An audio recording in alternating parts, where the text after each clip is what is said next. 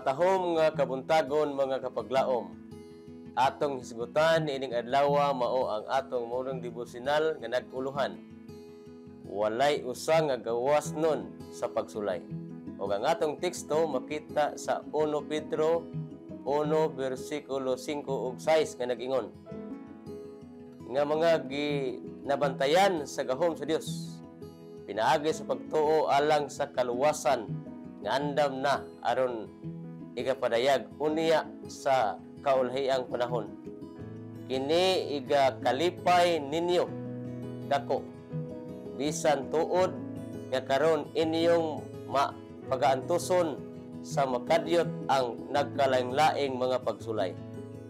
Ayaw pagunahuna nga ang kinabuhi nga Kristohanon gawasnon sa pagsulay.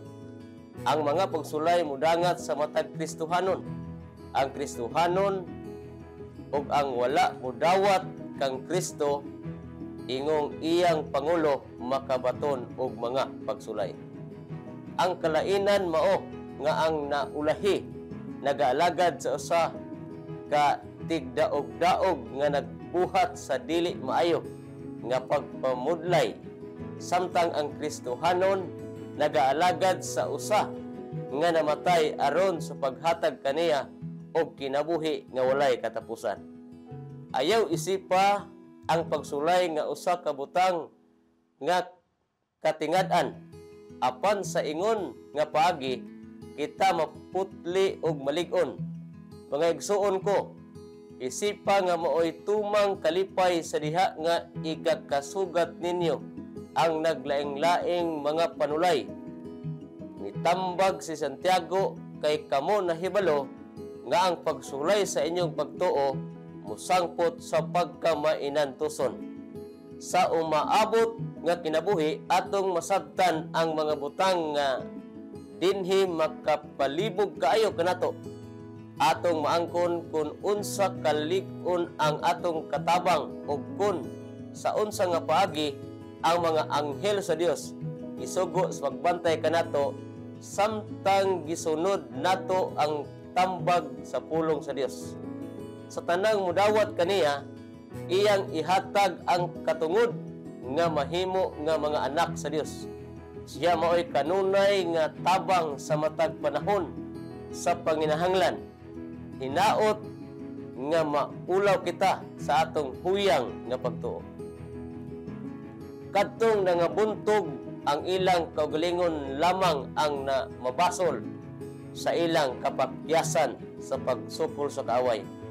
Ang tanang mupili makahimo sa pagduol kang Kristo og makakita sa tabang nga ilang gikinahanglan. Adunay nagtindog taliwala kaninyo nga gamhanang magtatambag sa kapanahunan.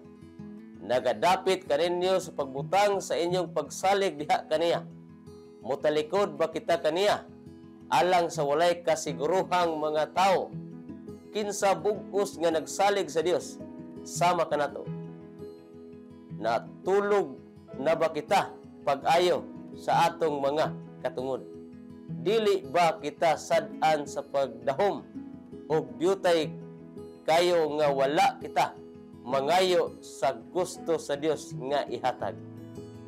Hisgutan ko ang mga mahigugmaong kalulot ni Jehova o ang mga pagdaig kang Jehova sumala sa tanan nga gihatag ni Jehova kanato o ang dakong kaayuhan alang sa balay ni Israel.